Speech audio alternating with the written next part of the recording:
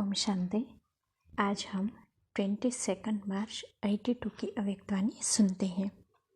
आज की वाणी का सार है, राज्य सत्ता और धर्म सत्ता के अधिकारी बच्चों से बाप दादा की मुलाकात। बाप दादा अपने सर्व अधिकारी बच्चों को देख रहे हैं। आप श्रेष्ठ आत्माओं के लिए जो गायन है कि राज्य सत्ता और धर्म की सत्ता, दोनों सत्ता एक के हाथ में रहती है, यह महिमा आपके भविष्य प्रारब्ध रूप की गाई हुई है। लेकिन भविष्य प्रारब्ध का आधार वर्तमान श्रेष्ठ जीवन है। बाप दादा चारों ओर के बच्चों को देख रहे हैं कि राज्य सत्ता और धर्म सत्ता दोनों कहाँ तक प्राप्त की है। संस्कार सब इस समय ही आत्मा में भरते हैं। अब के राजे वही भविष्य में राज्य अधिकारी बन सकते हैं। अब की धारणा स्वरूप आत्मा यही धर्म सत्ता प्राप्त कर सकती है। तो दोनों ही सत्ताएं हर एक ने अपने में कहाँ तक धारण की है। राज्य सत्ता अर्थात अधिकारी, ऑथोरिटी स्वरूप राज्य सत्ता वाली आत्मा अपने अधिकार द्वारा जब चाहे जैसे चाहे वैसे अपनी स्थूल और सूक्ष्म शक्तियों को चला सकती है। यह ऑथोरिटी राज्य सत्ता की निशानी है। दूसरी निशानी, राज्य सत्ता वाले हर कार्य को लॉ एंड ऑर्डर द्वारा चला सकते हैं। राज्य सत्ता अर्थात माता पिता के स्वरूप में अपनी प्रजा की पालना करने की शक्ति वाला। राज्य सत्ता अर्थात स्वयं भी सदा सर्व में संपन्न और औरों को भी संपन्नता में रखने वाले। राज्य सत्ता अर्थात विशेष सर्व प्राप्तियाँ होंगी, सुख, शांति, आनंद, प्रेम, सर्व गुणों के खजानों से भरपूर, स्वयं भी और सर्व भी खजानों से भरपूर। राज्य सत्ता वाले अर्थात अधिकारी आत्माएं बने हो, माता पिता के समान पालना की विशेषता का अनुभव करते हो। जो भी आत्माएं संबंध व संपर्क में आवे, वे अनुभव करें कि यही श्रेष्ठ आत्माएं हमारे पूर्वज हैं। इन्हीं आत्माओं द्वारा जीवन का सच्चा प्रेम और जीवन की उन्नति का साधन प्राप्त हो सकता है, क्योंकि पालना द्वारा ही प्रेम और जीवन की उन्नति प्राप्त होती है। पालना द्वारा आत्मा योग्य बन जाती है। छोटा सा बच्चा भी पालना द्वारा अपनी जीवन की मंजिल को पहुंचने के लिए हिम्मतवान बन जाता है। ऐसे रूहानी पालना द्वारा आत्मा निर्बल से शक्ति स्वरूप बन जाती है। अपनी मंजिल की ओर तीव्र गति से पहुंचने की हिम्मतवान बन जाती है।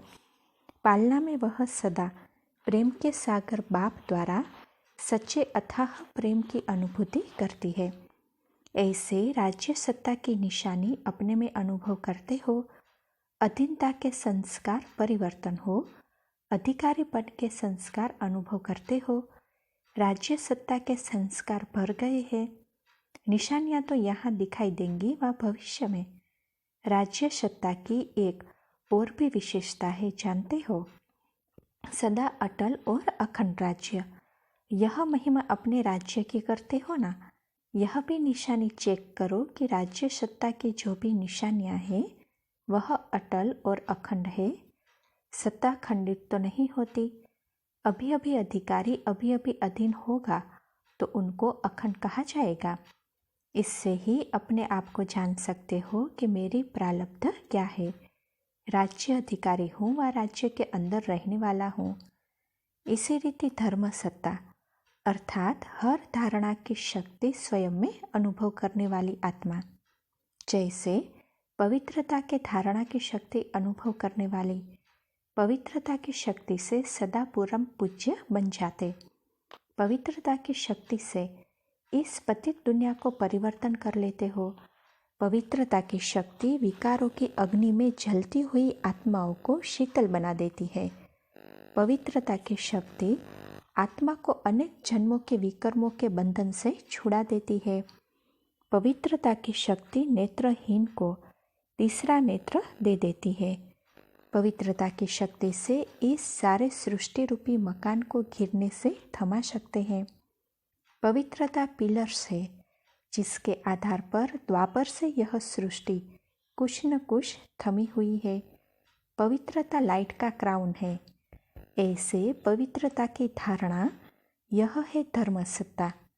इस प्रकार हर गुण की धारणा, हर गुण की विशेषता आत्मा में समाई हुई हो, इसको कहा जाता है धर्म सत्ता। धर्म सत्ता अर्थात धारणा की सत्ता।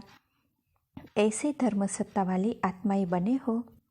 धर्म में दो विशेषताएं होती है। धर्म सत्ता स्व को और सर्व को सहज परिवर्तन कर लेती है। परिवर्तन शक्ति स्पष्ट होगी। सारे चक्र में देखो, जो भी धर्म सत्ता वाली आत्माएं आई हैं, उन्हों की विशेषता है मनुष्य आत्माओं को परिवर्तन करना। साधारण मनुष्य से परिवर्तन हो, कोई बौद्धि, कोई क्रिश्चियन बना, कोई मठ पंथ वाले बने, लेकिन परिवर्तन तो हुए ना। तो धर्म सत्ता अर्थात परिवर्तन करने की सत्ता, पहले स्वयं को फिर औरों को। धर्म सत्ता की दूसरी विशेषता है परिपक्वता। हिलने वाले नहीं, परिपक्वता की शक्ति द्वारा ही परिवर्तन कर सकेंगे। चाहे सितम हो, ग्लानि हो, ओपोजिशन हो, लेकिन अपनी धारणा में परिपक्व रहे। यह है धर्म की सत्ता विशेषताएं। धर्म सत्ता वाली हर कर्म में निर्माण। जितना ही गुणों की धारणा संपन्न होगा, अर्थात गुणों रूपी फल स्वरूप होगा, उतना ही फल संपन्न होते भी निर्माण होगा। अपनी निर्माण स्थिति द्वारा ही हर गुण को प्रत्यक्ष कर सकेंगे। जो भी ब्राह्मण कुल की धारणाएं हैं, उन सर्व धारणाओं की शक्ति होना अर्थात धर्म सत्ताधारी होना। तो राज्य सत्ता और धर्म सत्ता दोनों संस्कार हर आत्मा में भर गए हैं। दोनों का बैलेंस है। आज बाप दादा सभी बच्चों का यह चार्ट देख रहे थे कि कहाँ तक धर्म सत्ता और राज्य सत्ता अधिकारी बने हैं। नंबरवार होंगे वह सभी एक जैसे होंगे। मेरा नंबर क्या है यह जान सकते हो। यहाँ सब राजे बैठे हो ना, प्रजा बनाने वाले हो ना, स्वयं तो प्रजा नहीं हो ना। तो सभी अपने को ऐसे राज्य सत्ता और धर्म सत्ता अधिकारी बनाओ। समझा राज्य वंश की निशानियाँ क्या है।